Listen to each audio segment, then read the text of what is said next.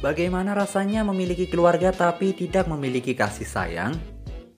Sebuah keluarga polisi yang terlibat kasus suap harus pindah ke sebuah rumah yang jauh dari kota.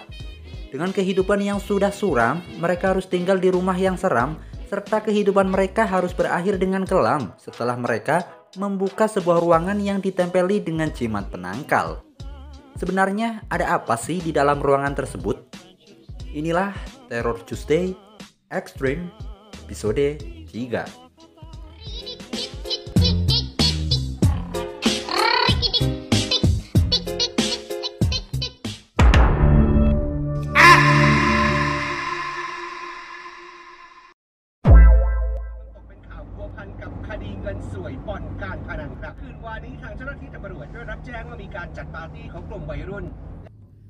Sebuah keluarga yang terpaksa harus pindah rumah karena salah satu anaknya terlibat pesta narkoboy di rumah mereka. Yang padahal sang ayah adalah salah satu perwira polisi senior. Mereka harus pindah ke rumah kosong yang sunyi sepi sendiri serta terlihat mencekam dan mengerikan seperti tagihan pay later yang sudah masuk waktu pembayaran. Kepindahan mereka disebabkan oleh anak laki-lakinya yang bernama Chawin yang ternyata sengaja mengadakan pesta narkoboy tersebut agar keluarganya mendapat masalah.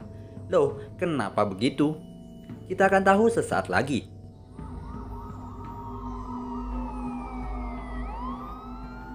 Chawin pun mendapat sebuah kamar yang hanya memiliki kasur tanpa bantal, tanpa selimut, tanpa obat nyamuk. Saat keluar kamar, Chawin melihat sebuah ruangan yang dimana ada sebuah jimat menempel pada pintunya. Itu membuat Chawin cukup penasaran. Chawin pun pergi ke kamar kakaknya yang bernama Linda, berharap bisa mendapat bantal dan selimut. Namun Linda menolak permintaan tersebut yang padahal dia memilikinya. Fakta bahwa Chawin bukanlah anak kandung dari sang ayah serta hanya saudara tiri dari Linda membuat Chawin mendapat perlakuan yang berbeda. Saat tengah malam, Chawin yang terbangun coba membuka ruangan yang terkunci tersebut dan tiba-tiba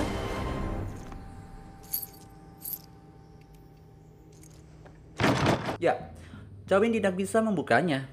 Akhirnya Chawin pun menggedor-gedor pintu tersebut hingga jimat yang menempel pun akhirnya sobek. Setelah itu Chawin pun merasakan keanehan di sekitarnya. Dari merasakan kehadiran sesuatu di belakangnya, sampai-sampai Chawin melihat sesuatu yang coba keluar dari ruangan tersebut. Dan tiba-tiba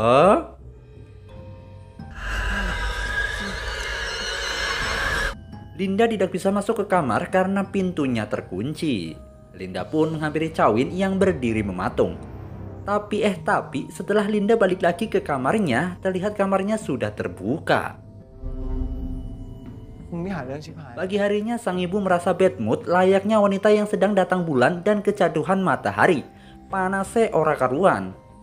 Dia melemparkan seragam dinas sang suami serta tidak mau memasak untuk makan malam. Ibu merasa sangat kecewa karena kini dia harus berhenti dari pekerjaannya sebagai seorang pramugari.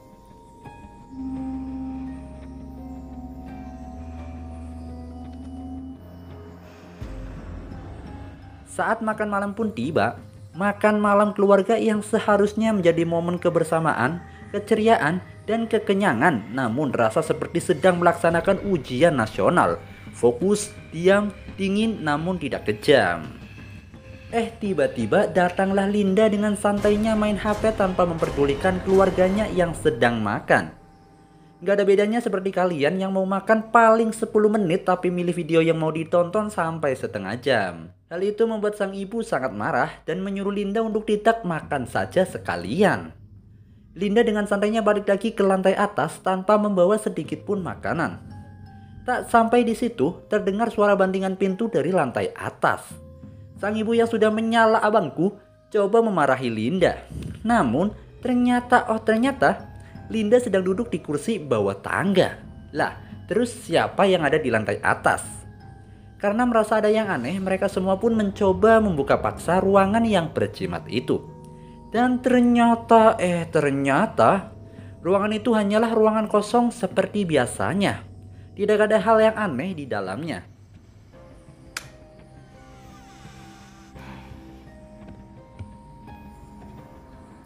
Ibu mengkhawatirkan situasi Chawin yang padahal harus mengikuti ujian, tapi mereka malahan harus tinggal di tempat yang gak karuan. Mendengar hal itu, sang ayah pun mulai membahas perselingkuhan sang istri dengan seorang pilot yang menghasilkan Chawin hadir di dunia ini. Menyadari situasi keluarganya yang sudah hancur berantakan, sang ayah pun mulai bermain dengan pistolnya.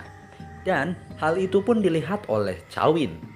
Sementara itu, sang ibu yang sama-sama pusing 7 keliling lebih memilih ditemani dengan sebotol minuman. Di tempat lain, Chawin yang ditemani dengan TV yang menyala menawarkan semangkuk Indomie kepada Linda. Linda pun menanyakan kepada Chawin, kenapa TV-nya dibiarkan menyala padahal tidak ditonton. Chawin pun menjawab, biarkan saja, aku kesepian. God damn. Gas login win, aku Nana Jungler. Mereka pun mulai mengobrol, di mana Chawin menjelaskan alasannya membuat masalah di keluarga mereka. Karena Chawin merasa sang ayah tidak menyayanginya karena bukan anak kandung. Sang ibu yang mengingatkannya pada perselingkuhan, serta Linda yang tak bersikap ramah kepadanya karena mereka hanya saudara tiri. Namun ternyata Linda tidak membenci Chawin karena masalah yang dia buat, melainkan waktunya saja yang kurang tepat. Karena Linda sebenarnya mau gaskui ke luar negeri, tapi gara-gara masalahnya Chawin semuanya jadi rungkat. Saat lagi enak-enaknya ngemi, sehelai mie jatuh ke lantai dan saat Chawin ingin mengambilnya, tiba-tiba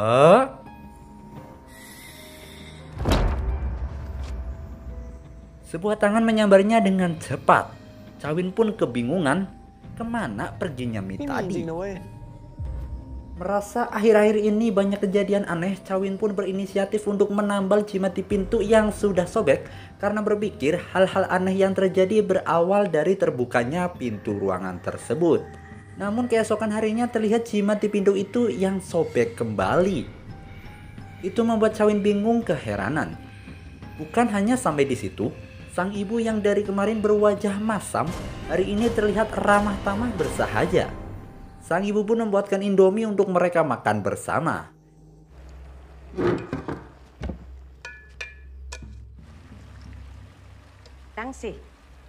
Dan saat itu juga sehelai mie jatuh ke lantai, yang akhirnya membuat Chawin dan Linda semakin heran kebingungan karena sang ibu memakan kembali mie yang terjatuh tersebut. Padahal ibu yang mereka kenal adalah ibu yang sangat menjaga kebersihan dan higienis.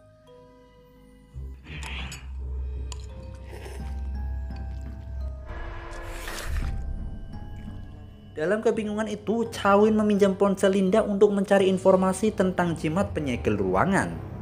Hingga akhirnya Chawin menemukan informasi bahwa ada sebuah keluarga beranggotakan 4 orang yang tewas, 3 diracun dan 1 bunuh diri di dalam rumah itu. Dan mayatnya ditemukan di dalam ruangan yang kini pintunya sudah ditempeli dengan jimat. Chawin dan Linda pun terus berdebat tentang sang ibu yang sepertinya sudah kesurupan roh jahat dari ruangan tersebut. Namun tiba-tiba sang ibu pamit pergi membeli sesuatu dan juga sang ibu mengajak makan sukiyaki untuk malam nanti. Malam pun tiba, sang ibu sangat antusias dengan sukiyaki buatannya. Namun Chawin dan Linda terlihat ragu untuk memakannya. Merasa tidak dihargai, sang ibu pun mendadak jadi L sejarah. Ya, membahas masa lalu. Di mana dia yang lulusan tinggi sekarang harus jadi emak-emak yang mengurus suami dan anak-anaknya. Dia pun bicara ngelantur ngalor ngidul membahas perselingkuhan suaminya, memberitahu kalau Chawin tidak menyukai ayah tirinya, Linda yang selalu bersikap egois, dan membenci Chawin karena takut warisannya nggak bisa dia miliki sepenuhnya.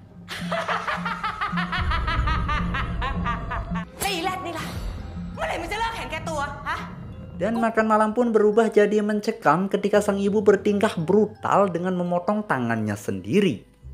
Hingga darah mulai menciprat ke panci. Melihat hal itu, Linda pun menyiramkan air dari panci ke ibunya. Hingga akhirnya sang ayah pun jadi algojo untuk membunuh istrinya sendiri. Apakah semua ini telah berakhir? Tentu saja tidak, karena ternyata giliran sang ayah yang bertingkah gila. Yang nampaknya sesuatu telah merasuki dirinya, dan kali ini Linda menjadi korbannya. Kepala Linda dibenturkan berkali-kali oleh sang ayah hingga akhirnya Linda pun tak sadarkan diri setelah dicekik oleh sang ayah. Sang ayah coba memprovokasi Chawin untuk menembaknya.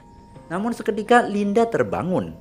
Dan malahan kali ini Linda lah yang membunuh ayahnya sendiri. Kali ini Linda mengejar Chawin untuk jadi korban selanjutnya. Namun Chawin dengan pistol di tangan akhirnya menembak Linda dari dalam kamar. Walaupun sudah headshot, namun ternyata Linda bangkit lagi. Begitu pula dengan ayah ibunya.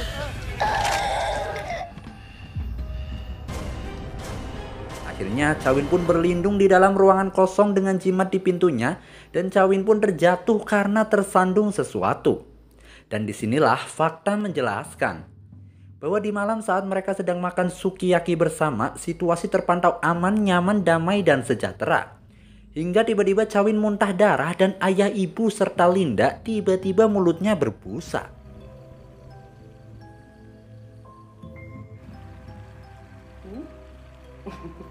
Karena ternyata sukiyaki yang mereka makan telah diracun oleh Chawin. Dan Chawin membawa mayat keluarganya masuk ke ruangan tersebut, dan setelahnya Chawin mengambil foto bersama. Dan Chawin jugalah yang menempelkan jimat di pintu tersebut sebelum akhirnya Chawin membunuh dirinya sendiri.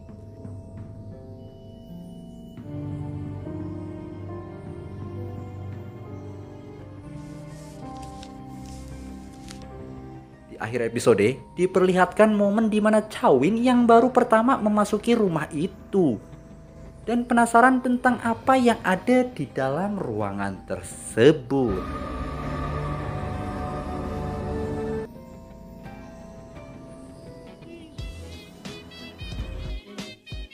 Ending yang sangat gatel ya dek ya.